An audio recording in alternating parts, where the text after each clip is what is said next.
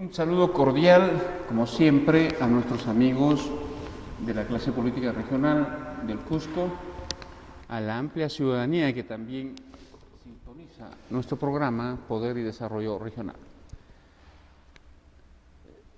Pese a que la intención inicial de este programa fue básicamente una relación, una comunicación con nuestra clase política, nos satisface reiterar de que hemos logrado sintonía ciudadana y luego hemos crecido en sintonía en términos regionales gracias a la repetición de este programa en estaciones locales y radiales televisivas de provincias. Por lo tanto, cubrimos prácticamente la gran región del Cusco.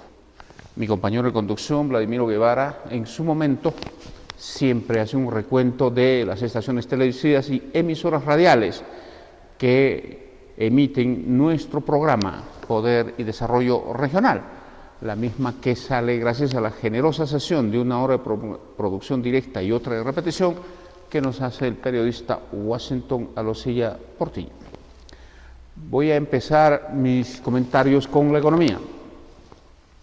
El Instituto Nacional de Estadística e Informática ya ha publicado la cifra oficial de la inflación para el Perú, que es la cifra para Lima Metropolitana.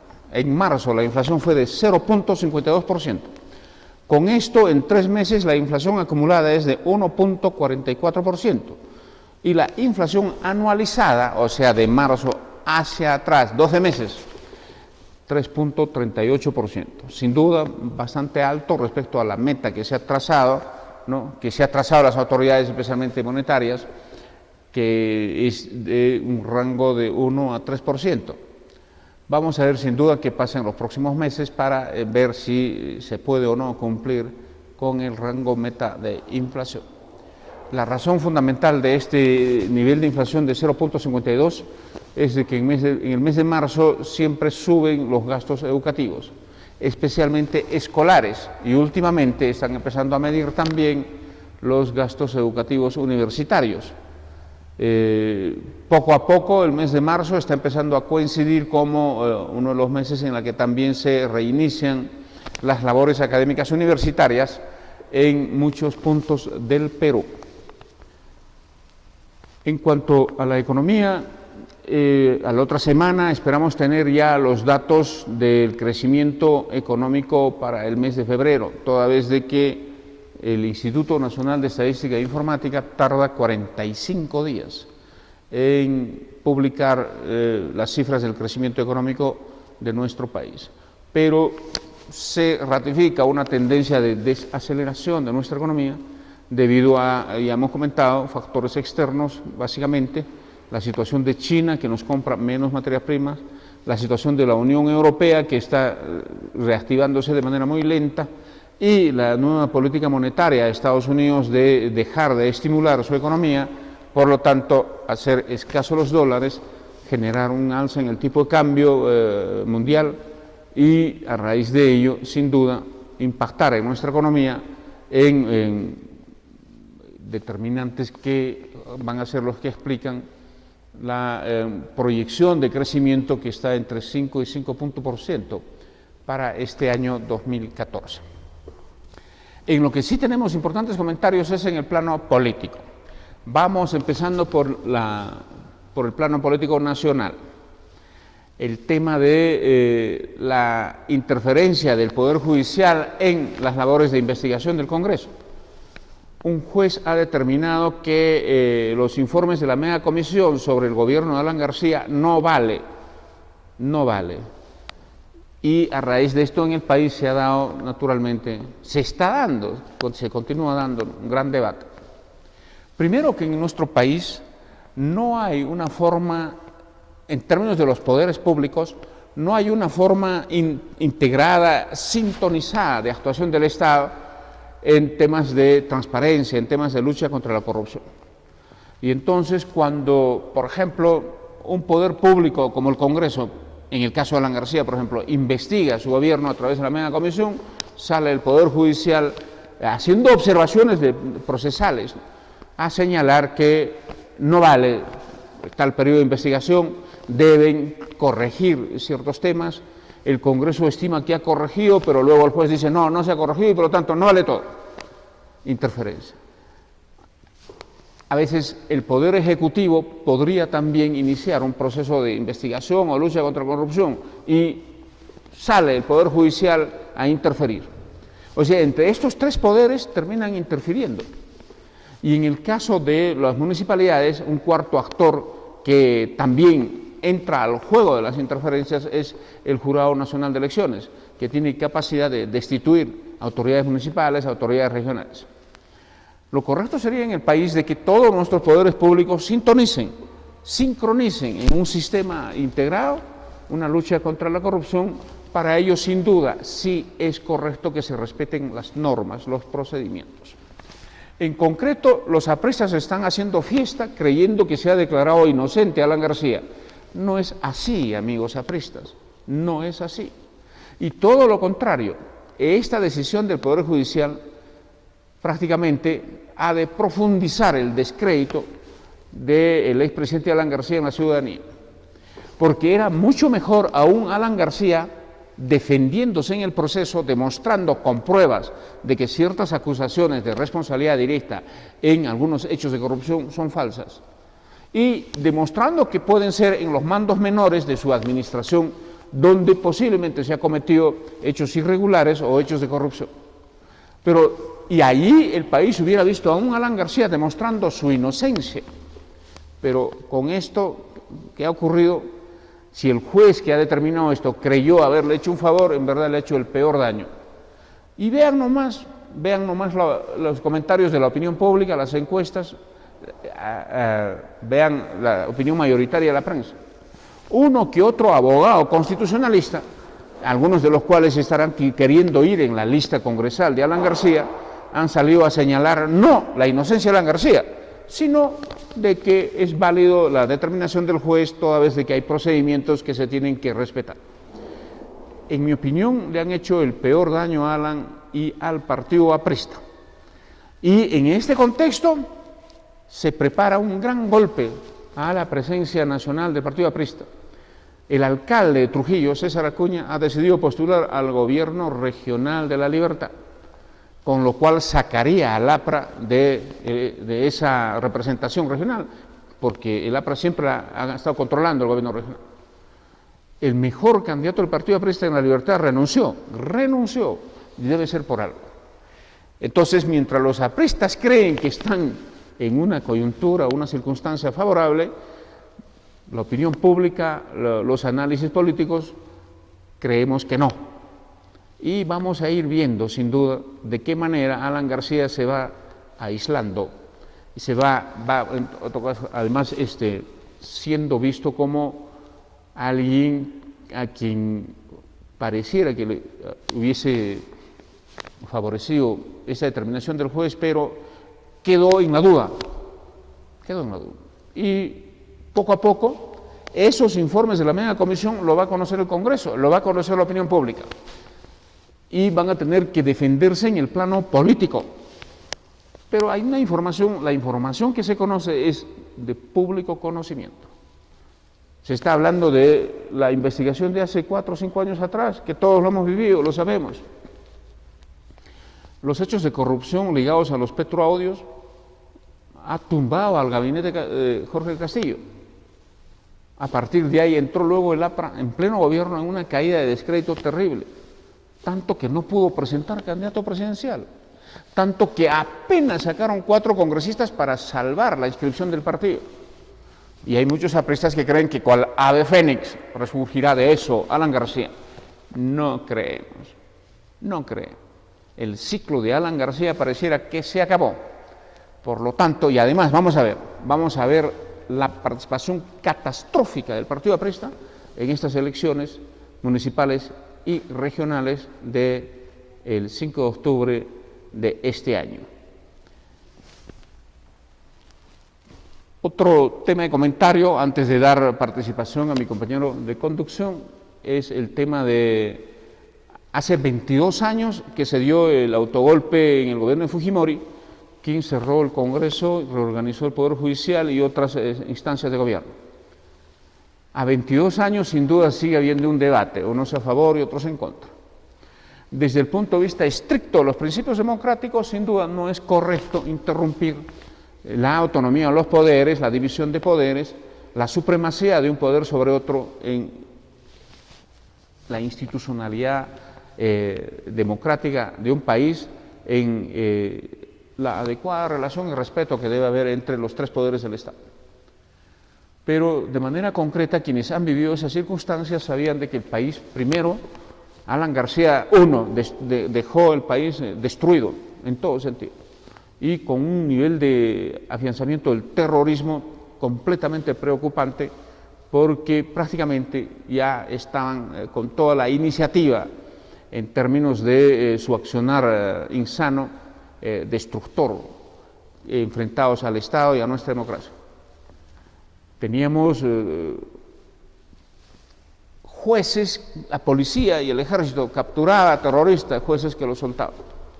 Y políticos en el Congreso bastante ligados, socapando, apoyando indirectamente el accionar terrorista. Y para quienes hemos vivido el año 92, esa circunstancia, el golpe, sabemos de que el pueblo apoyó en un 82% la decisión del gobierno. El prestigio del Congreso y del Poder Judicial estaban por los suelos, casi como está ahora, casi como está ahora. Eso no quiere decir sin duda que hay que insinuar que la solución son esos métodos. Pero siempre esta fecha será controversial.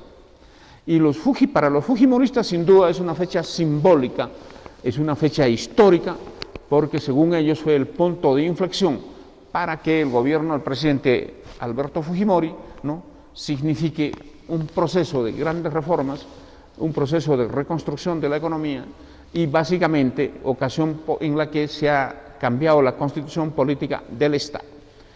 Hay mucho fujimorismo que vive en su identidad en esta fecha, pero desde el punto de vista democrático, sin duda, impecablemente, el autogolpe no puede ser considerado constitucional ni democrático.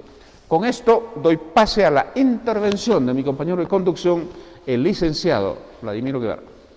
Desde ya el saludo a todos nuestros hermanos de la región del Cusco.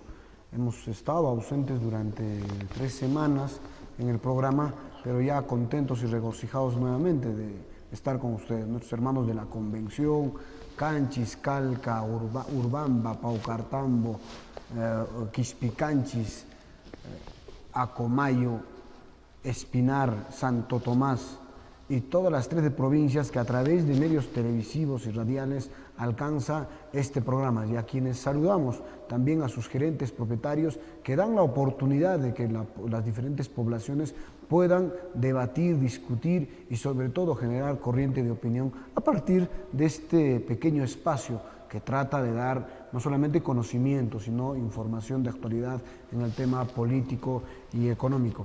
Sí, un tema que acaba de tocar doctor Carlos Dávila es en relación a que hoy día se cumplen 22 años del autogolpe que diera el expresidente Alberto Fujimori.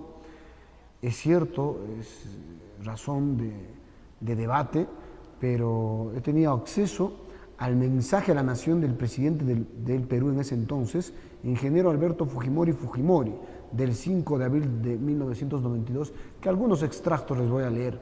Se dirige directamente como compatriotas.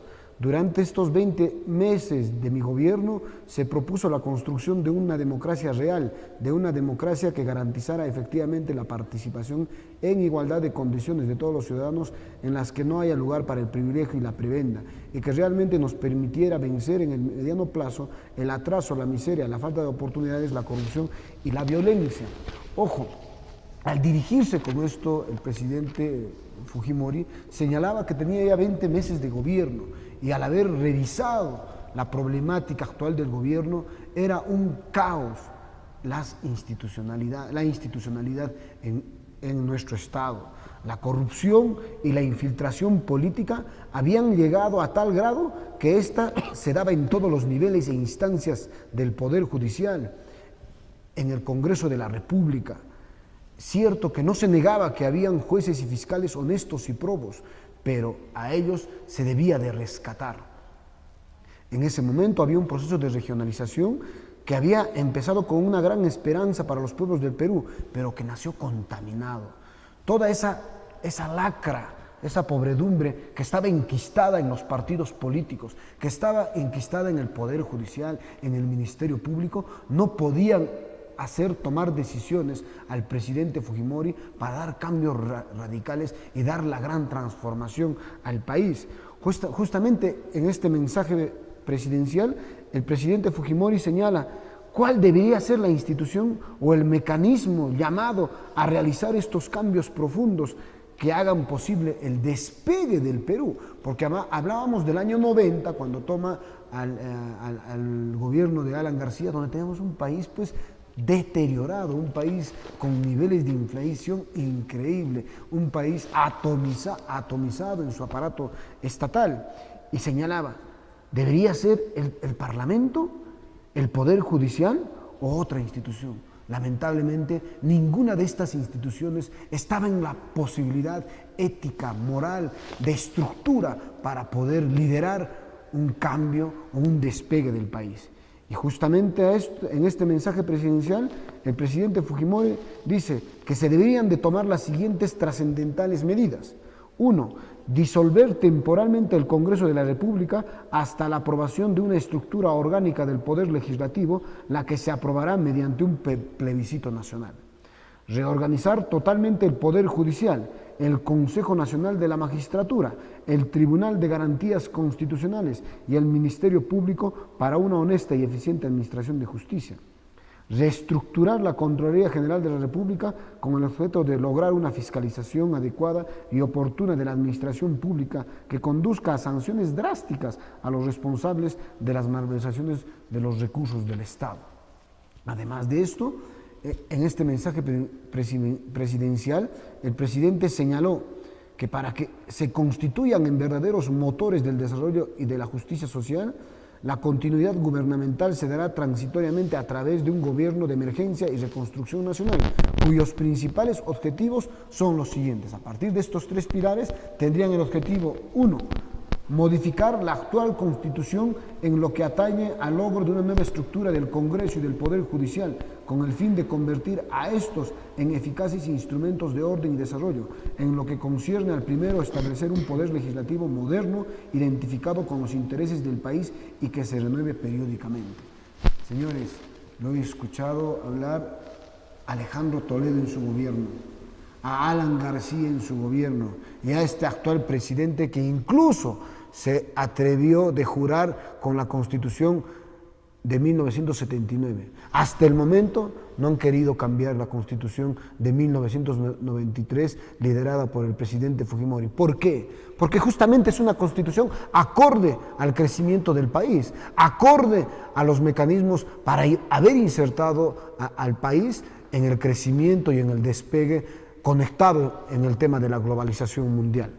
Entre otros objetivos era moralizar radicalmente el Poder Judicial y las instituciones ligadas a él, modernizar la administración pública para adecuarlas a los fines del desarrollo y a la mejor y más racional utilización de los recursos, pacificar el país dentro de un marco jurídico que sancione en forma drástica a los terroristas y narcotraficantes, luchar frontalmente contra el narcotráfico y las actividades ilícitas conexas, sancionar ejemplarmente todos los casos de inmoralidad y corrupción a la administración pública, promover la economía de mercado dentro de un marco jurídico, reorganizar el sistema educativo, descentralizar las facultades del gobierno central, elevar a mediano plazo sustancialmente los niveles de vida de la población, creando las condiciones para una plena realización de la persona humana, entre otras cosas. Yo me pregunto, una cosa es hablar 20 años después, pero en ese momento se tenía que tomar decisiones imperantes, decisiones trascendentales, y este presidente se puso los pantalones y dio justamente y tomó estas decisiones. Y ahora lo tenemos en la cárcel. Y no como otros presidentes que utilizan el Parlamento, que utilizan estas instituciones que nuevamente se han podrido, que nuevamente en el gobierno de Toledo, en el gobierno de García y en este gobierno han retornado a tanta gente que se expectoró del Poder Judicial, del Ministerio Público, y nuevamente han podrido estas instituciones. En la mañana estaba en una entrevista y había muchos televidentes que señalaban, ya es hora de otro autogolpe, como quien recuerda la decisión del presidente Fujimori. Estoy de acuerdo con lo que dice el doctor Carlos Dávila. No son mecanismos democráticos, pero lamentablemente tanta podredumbre, tanto político corroído hace pedir a la población. Estoy seguro que si uno trabaja, hace un estudio a nivel de opinión, si estarían de acuerdo en limpiar radicalmente el Poder Judicial, el Ministerio Público, el Poder Legislativo, más del 90%, como en el año de 1992, estarían de acuerdo. Ese año, más del 82% estuvo de acuerdo con esas decisiones trascendentales del presidente Fujimori. Y ahora nos preguntamos, ¿por qué estos actuales partidos políticos, estos gobiernos de turno, no tuvieron la capacidad de cambiar esa constitución de la que tanto se han quejado? Siguen trabajando con la constitución de 1993 porque saben que da resultados.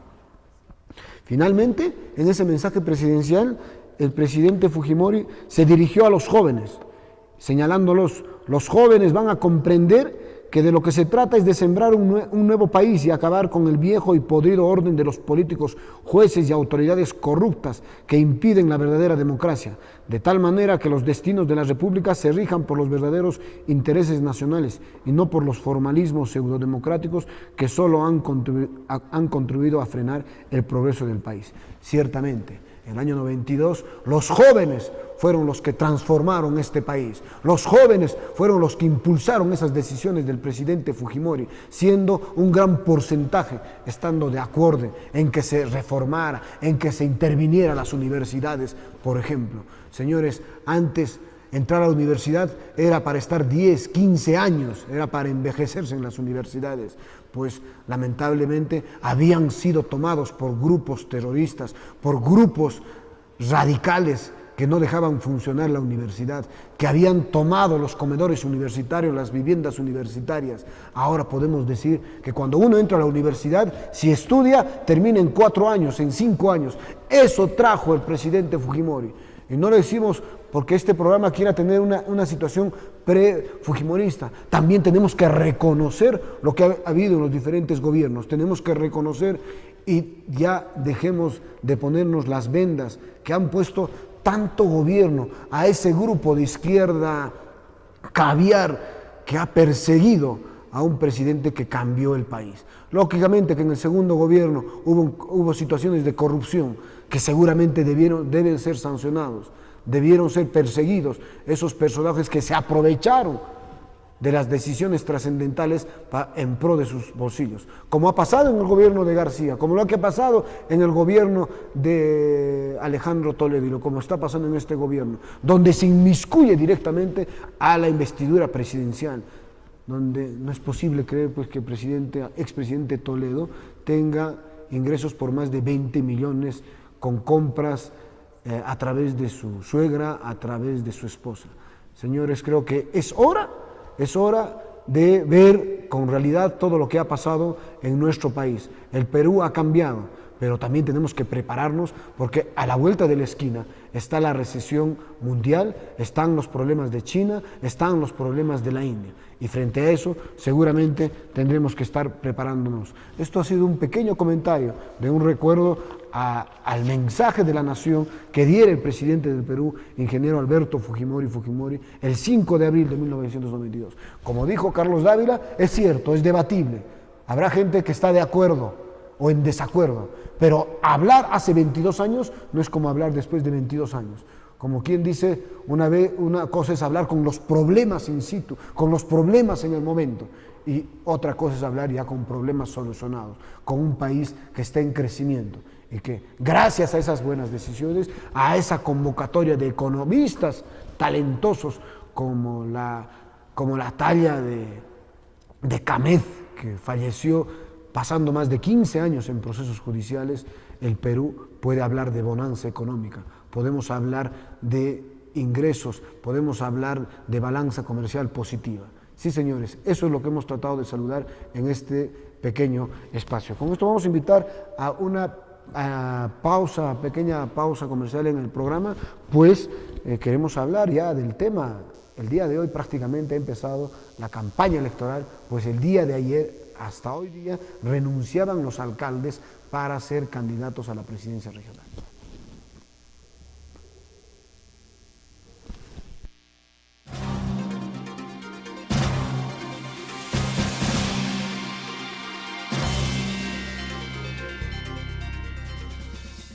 Consuleres, opinión y mercado. Realizamos estudios de mercado para su empresa, consultores y asesores de tesis e investigación, análisis estadístico SPSS en español, estudios de mercado y de precio referencial, imagen institucional y medios de comunicación. Manzana Pata 508 y 999 en Santiago. Consuleres, opinión y mercado.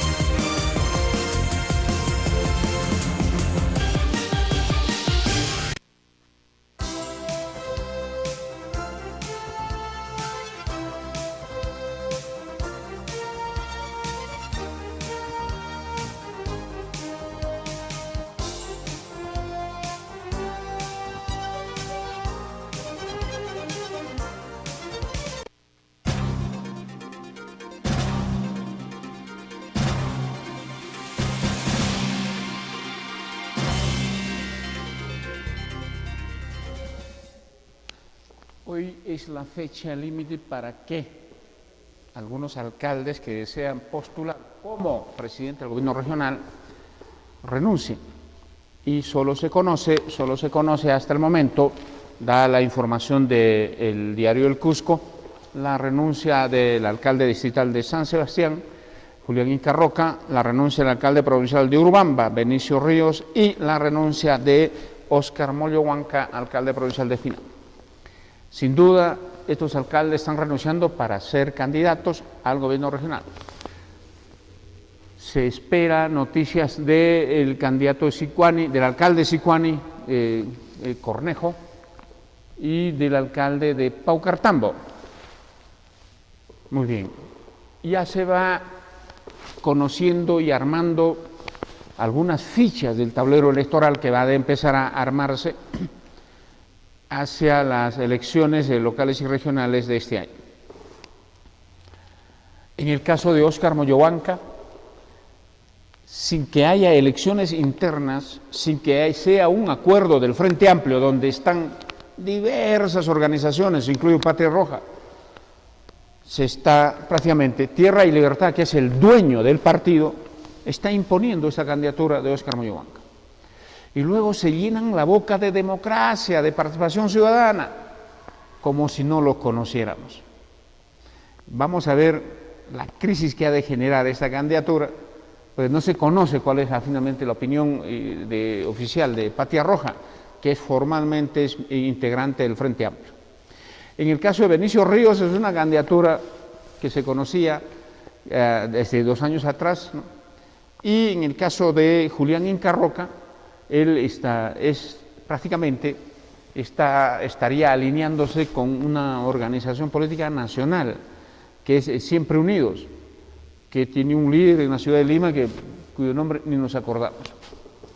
Lo curioso de Julián Inca Roca es de que él estima que por ser alcalde distrital de San Sebastián, Jorge Acurio llegó a la región, y dado que él también es alcalde del distrito, también llegaría a la región, al gobierno regional.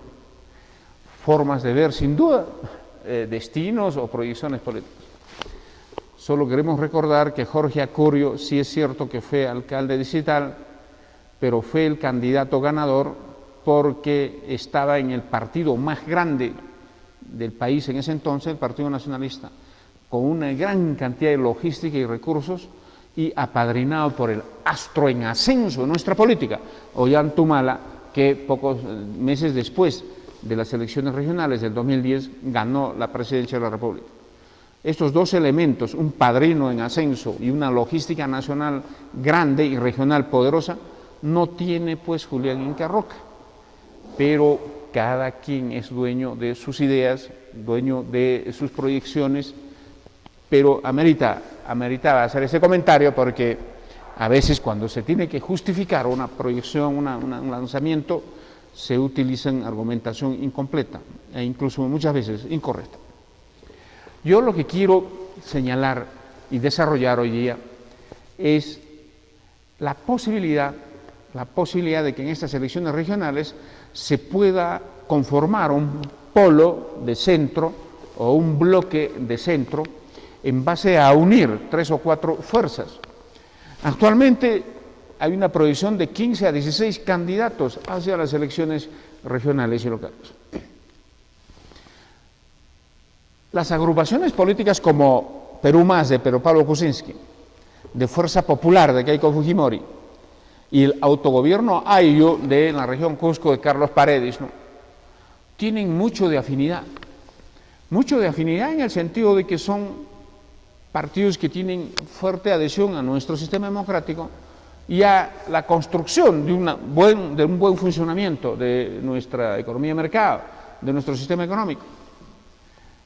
Estos partidos al cual podría plegarse el PPC, ¿no?, conformarían, pues es factible que conformen un bloque de centro. En el caso, muchos dicen que autogobierno Ayllu no sería muy afín al grupo de Pedro Pablo Kuczynski y Keiko Fujimori. Primero, en la región Cusco, la votación de Pedro Pablo Kuczynski es la juventud, de distinto tipo de sectores, tanto rurales como urbanos. En el Cusco no tenemos claramente sectores pudientes, poderosos o ricos, sino hay una votación popular de jóvenes para Pedro Pablo Kuczynski. Y la votación del fujimorismo es popular. El partido más organizado, más representativo de los pobres en el país es el fujimorismo. Y en el caso del autogobierno Ayllu, es una red, es un partido detrás del cual hay una red organizativa productiva. Carlos Paredes, el líder de Ayllu, como todos saben, es el director ejecutivo del Instituto de Desarrollo Agropecuario. Y empezó trabajando en el Cusco con redes productivas para producir para el mercado, para mejorar la comercialización, para mejorar la calidad de los productos, para introducir tecnología en las microempresas rurales. Por lo tanto, estamos hablando de alguien que sabe que con inversión, con innovación, con tecnología, los pobres del campo pueden salir adelante.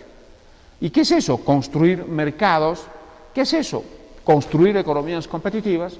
¿Qué es eso? Reconocer que la inversión genera producción, ingresos, empleo, desarrollo. Por lo tanto, tiene un discurso desde el punto de vista de la economía de mercado correcto, pero lo impulsa, lo hace. Y ahora ese instituto que empezó en el Cusco tiene un trabajo nacional. Por lo tanto, yo estimo que el grupo AIYU de Carlos Paredes es afín en términos de lo que es la economía de mercado con los fujimoristas, con Pedro Pablo Kuczynski. Y sin duda, en donde no hay ninguna discusión, es en fortalecer el sistema democrático. Estos tres grupos, más el Partido Popular Cristiano, que también tiene fuerte afinidad pues, en lo que es la preocupación por nuestra democracia y la economía social de mercado, yo veo que podrían muy tranquilamente conversar la posibilidad de hacer una alianza electoral, un bloque regional, en la que audazmente definan rápidamente el tema de el bloque, el posible nombre, y hay candidaturas bastante disponibles para esta posibilidad. Obviamente, la mejor opción de candidatura podría ser Carlos Paredes, bien conocido en el Cusco, en las provincias, y otra candidatura disponible es la de Vidal Pino, líder de Perú Más o de los Pepe Causas en nuestra región. El fujimorismo tiene algunos líderes, importantes redes de líderes locales en casi toda la provincia. Miren, desde el punto de vista de referencial electoral nacional, este bloque partiría con 20% de votación referente nacional. El año 2010, Pedro Pablo Kuczynski sacó 12% en el Cusco y Keiko Fujimori 8%. Esa es la suma de ello, el 20% de referente nacional. En términos del referente regional, ¿no? Sabemos que Máximo San Román ahora es uno de los líderes de Perú Más, de los Pepe Causas, con su propia agrupación que era el PAN, que sacó 25% el año 2010. Y los fujimoristas con Carlos Valencia sacaron más o menos 3.3%. Autogobierno a ellos sacó más o menos 3.6%. No quiero decir de que este bloque va a jalar el 25% del PAN, pero con solo agarrar 4 o 5% de lo que fue el PAN, más el 3.3% de los fujimoristas y el 3.6% de ellos, este bloque empieza mínimo con 10% de votación. Mínimo con 10% de votación. Y, por lo tanto, dado que hay afinidad programática, dado que hay coincidencia en que los temas de democracia, economía, mercado, competencia, desarrollo rural, impulso a la lucha contra la pobreza, es coincidente, este bloque no perdería tiempo en estar discutiendo programa. No perdería el tiempo. Y dado de que son grupos que no tienen en pelea liderazgos, sería muy factible terminar consensuando en un adecuado candidato para el bloque, ya sea con Carlos Paredes, básicamente, o con Vidal Pino, del sector de Perú Más, de Pedro Pablo Kuczynski. Por lo tanto, sería una novedad, sería muy interesante que se arme esto. ¿Qué pasaría si este bloque efectivamente se constituye? Un polo de centro, por ejemplo. Obligaría a los otros grupos pequeños también a juntarse, si es que quieren pelear realmente opciones para el gobierno regional. Porque en la política hay pues ciertas leyes. Si tenemos 16 candidatos, 5 de los cuales hacen un bloque, entonces eso obliga, si quieren pelear el resto, a hacer también pequeñas alianzas, que sin duda, si ninguno de ellos pasa en primera vuelta, generarían una segunda vuelta. Pero este posible bloque de centro entre las fuerzas políticas de Pedro Pablo Kuczynski, Keiko Fujimori, Autogobierno AIYU, y sin ninguna duda las coincidencias con el Partido Popular Cristiano, yo creo que podría tranquilamente entrar a segunda vuelta. Hay una, por lo tanto, posibilidad en este sentido. Vamos a ver de qué manera los líderes de estas agrupaciones entienden más o menos esta oportunidad y la promesa de constituirse en un bloque referencial muy fuerte para este proceso electoral. Habría respaldo urbano, respaldo rural y al menos la candidatura de Carlos Cuaresma, de Carlos Paredes González, Carlos Paredes, ¿no?, podría incluso generar sorpresas porque es un personaje que ha tenido muchos años de militancia en la izquierda caviar, ¿no? Un poquito de años más que quien habla también de jovencito era de la izquierda caviar. Y hay una generación de políticos que lo conocen, lo valoran, lo estiman, lo respetan. Y hay una red importante de organizaciones campesinas, productores, que lo conocen, que han trabajado con él, que ven una labor beneficiosa en su instituto, entre otros. Vamos a ver de qué manera este posible polo de centro, este posible bloque, pueda realmente constituirse y generar el cambio que todos estamos esperando en esta dinámica de organización en proyección de las elecciones regionales. Porque si se confirma 20 candidaturas pequeñas, nos vamos con seguridad a una segunda vuelta entre dos grupos que nadie sabría quién es, en medio de un gran negociado para saber quién gana, y obviamente con un carnaval electoral en alcaldes distritales y provinciales y con una representación atomizada en el Consejo Regional, con lo cual el nivel de la calidad de gestión de gobernabilidad de nuestra región, francamente, continuaría cuesta abajo. Vamos a hacerle seguimiento, vamos a ver si la próxima semana conversamos con algunos líderes de este posible bloque o polo de centro que es factible que se conforme en nuestra región Cusco. Vladimiro. Sí, y en ese camino entiendo que a partir de este análisis que hace Carlos, entiendo pues la dimisión tanto de Máximo San Román como del mismo Luis Flores García, pues habiendo preveído este caos que podría tener el tema electoral y por ende la gobernabilidad del próximo gobierno regional, creo que ha sido determinante para que hayan evaluado desistir y no participar en este proceso electoral. Porque si nosotros hacemos un pequeño conteo ya entre candidatos y posibles candidatos, por lo menos en estos momentos hay más de 17 candidatos. Benicio Ríos con el APU, Julián Inca Roca, Óscar Murillo Huanca, Ricardo Cornejo, Carlos Cuaresma, Luis Wilson, Alipio Ramos de Restauración. Ojo, que en los últimos procesos ha tenido por encima del 8%, ojo, el candidato de Tahuantinsuyo, el candidato de Acción Popular que va a participar, el candidato de PPK que habría, uno de Ayllu, estamos hablando que si no habría, digamos, una alianza, ¿no?, del Fujimorismo, de Causacho, de Somos Perú, Perú Posible, de PPC. En los últimos procesos electorales regionales, el APRA había obtenido en el 2006 el 10.27%, pero ojo, eso era con el crecimiento de Alan García. En el 2010, cuando ya sabemos cómo está actualmente Alan García con estos procesos, megacomisión, el APRA solamente obtuvo el 1.72.5%. El FIN, en el año 2006, que era candidato Carlos Cuaresma y salía de ser presidente regional, obtuvo 5.8%. Se supone que para el 2010 debió crecer su candidatura de Carlos Cuaresma, que participó con Perú Posible, 3.1%, o sea, una caída del 2%. Pachacútec, San Román, de 24.25 a 20% en el 2010. Estamos hablando de votos válidos.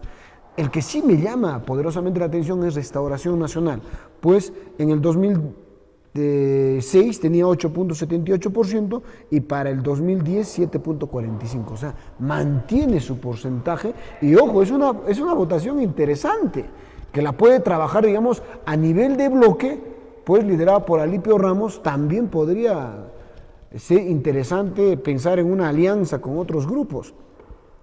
El APU con Hernán de la Torre, el 2010, 5.74, menos que Restauración Nacional. Ayllu, 3.42. Tierra y Libertad, 3.4. ICA de Keiko con Carlos Valencia con 2.49 a nivel de votos válidos. Frente a estos temas, lamentablemente, Además de esto, la Ley Orgánica de Elecciones Regionales señala una valla electoral ya a partir del proceso electoral del 2010, entendiendo de que para ser presidente regional deben de superar el 30% de votos válidos, que más o menos en votos globales es entre 26 a 27%. O sea, estamos hablando de que deben de pasar los 250.000, 220.000 votos aproximadamente en este proceso electoral, entre 180.000 a 200.000 votos aproximadamente. Y para esto, frente a este abanico de candidatos y posibles candidatos que van a aparecer, creo que la recomendación es de que tienen que venir con un conocimiento pleno de la problemática de la región del Cusco, con propuestas por lo menos comestibles frente a problemáticas que está viendo en la región. Por ejemplo, deberían de saber cuánto es el territorio de la región del Cusco, cuál es la población según los últimos censos. Por ejemplo, según el último censo, la población del departamento es de más de 1.171.403 del 2007. Ahora, en un cálculo, estamos hablando ya más de 1.200.000 pobladores. El Cusco es el que concentra más del 32% de la población a nivel de la región del Cusco, seguido por la Convención, Canchis y Quispicanchis. Asimismo, el 55% es población urbana, el 45% es población rural. Ojo con la definición del Instituto Nacional de Estadística e Informática, que a nivel de poblaciones urbanas y rurales lamentablemente no está bien definida. Yo creo que en realidad en el Cusco la población bien definida, la población rural, creo que supera a la población urbana. Además de esto, las mujeres siguen siendo un poco más, son el 50.07% frente a los varones el 49.93%. La estructura económica, aunque no lo crean, de la región del Cusco, el 13.56% en la construcción, derivado de la construcción, el 12.82% del comercio, el 12.77% de la agricultura, caza y silvicultura, la manufactura, el 11.70%, servicios, 7.79%, restaurantes y hoteles, 6.56%, electricidad y agua, 2.7%. Señores, el tema de la minería también constituye un aspecto importante, el 12.82%. Creo que ahora estos candidatos tienen que venir con propuestas que estén totalmente a que el poblador les pueda creer. Pues ojo, con este abanico de candidatos, cualquiera va a poder entrar a la segunda vuelta, porque no creo que en estas condiciones candidato alguno o partido alguno pueda ganar en primera vuelta. Entonces, esto va a dirigir a una segunda vuelta. Si hay un candidato que quiera fortalecer en pleno proceso electoral, tendrá que tener al dedillo información y problemática de la región del Cusco. Ya estamos cansados y el poblador tiene que ser meticuloso en estos temas. Seguramente van a seguir hablando del aeropuerto de Chinchero, gasoducto surandino, fábrica de cemento desde Carlos Cuaresma y seguramente entre esos tres principales problemas que tiene la región del Cusco y que la población está cansadísima. Pues en el tema del aeropuerto de Chinchero, por ejemplo, el gobierno regional de Jorge Acurio, del partido de gobierno del presidente del Perú, destinó más de 300 millones del CANU para comprar esos terrenos. Y ahora, ¿qué es de esos recursos? ¿Cómo los vamos a recuperar? Tendrá que ver un candidato que hable, pero sustancialmente, de cómo recuperamos estos recursos, pues han sido lamentablemente mal destinados. Pues si se quería hacer, o si se quiere hacer ese aeropuerto, el Ministerio de Transportes y Comunicación y el gobierno central deberían destinar esos recursos. El tema del gasoducto surandino, que ahora lleva el nombre de gasoducto surperuano, pareciera que no existe voluntad política. No tenemos candidatos, o no hemos tenido presidentes regionales a la talla para poder discutir. Cuando iban a Lima, salían diferentes funcionarios del Ministerio de Economía y Finanzas y simplemente los callaban, simplemente los hacían regresar con su cabeza baja a la región del Cusco. Parecía un Hugo González Ayán con conocimiento, con la pose, con la desfachatez para poder reclamarle a Alan García, pero no, iba solamente llevando sus tamalitos para que lo salude al presidente Alan García. Y nunca tuve el atrevimiento de alguna manera reclamar los derechos, los sagrados intereses de la región del Cusco. Creo que, señores, tenemos que evaluar, y lamentablemente en este abanico de candidatos no vemos a candidatos con la talla de oratoria, con la talla de conocimiento de la realidad de la región del Cusco. Está el señor Carlos Cuaresma, ha sido alcalde, congresista, pero lamentablemente no ha tenido una posición. Cuando estaba Alejandro Toledo de presidente del Perú, de igual manera, bajaba la cabeza. Y justamente con esos niveles de aprobación que terminó su gestión, su supuesta reelección, solamente 5.8%, su candidatura con Perú Posible, 3.23%. Se puede hablar que puede tener oratoria, pero estará a la talla de enfrentarse en esta problemática actual. Se nos viene a la vuelta de la esquina la recesión, o por la que estamos pasando por la recesión mundial, el tema del estancamiento de los precios internacionales de los metales, y por ende hay pues un tema directo correlacionado a los recortes presupuestales en las regiones.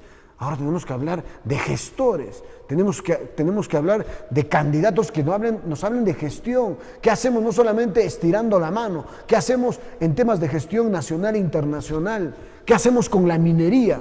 Vamos a seguir tirando piedras.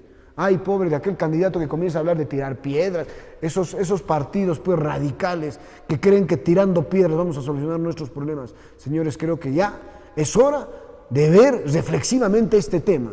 Pues como estamos avisorando, lamentablemente pareciera que va a haber una segunda vuelta donde perro, pericote y tanto felino y animalejo que se aparezca en el adalid político, seguramente van a ir direccionando a un bloque donde van a negociar gerencias, direcciones, alcaldías, etcétera, etcétera, y seguramente, finalmente, el tema de gobernabilidad va a ser un desastre en el próximo gobierno regional. Carlitos.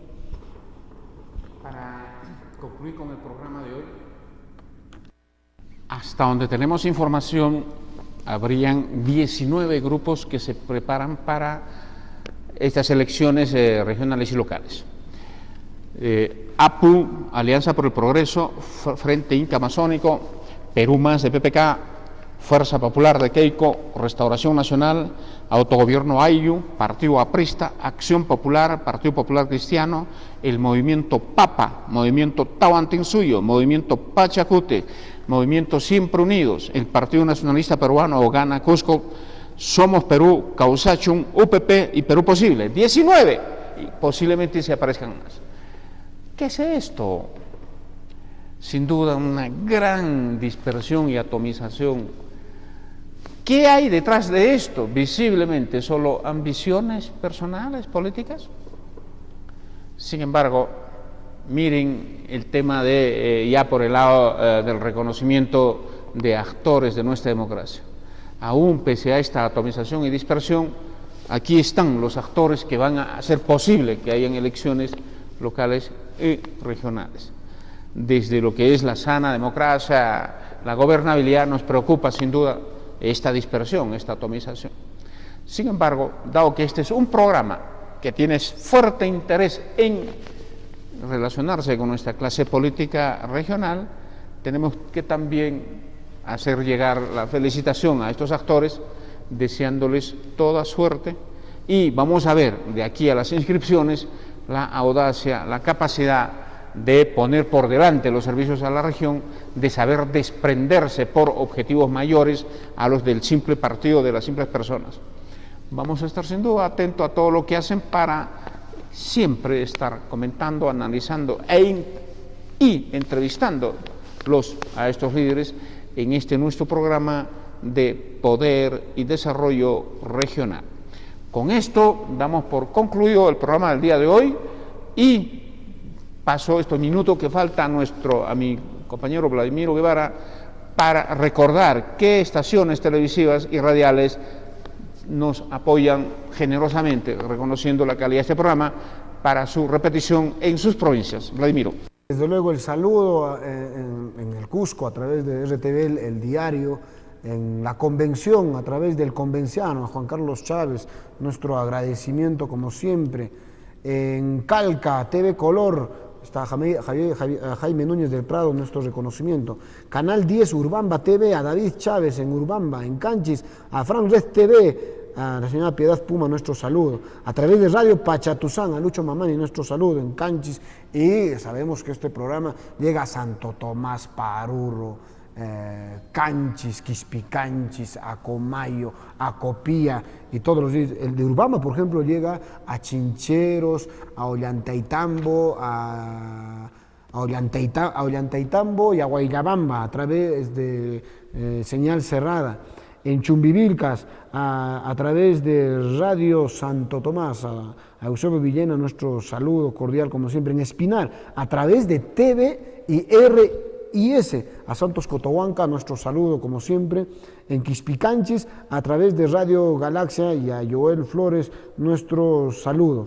En Paucartambo, Paruro, Anta, a través de Radio Pachatuzán y a través de Radio Galaxia. Nuestro saludo fervoroso siempre a todos nuestros amigos, a toda la población, a toda la clase política de la región del Cusco, que a través de Poder y Desarrollo Regional también nos hace llegar sus críticas constructivas y desde luego, en ese afán, nosotros seguiremos preparándonos, seguiremos buscando información para de alguna manera tratar de informar, de educar a nuestra población, a nuestra clase política a nivel de la región del Cusco. Hasta el próximo programa.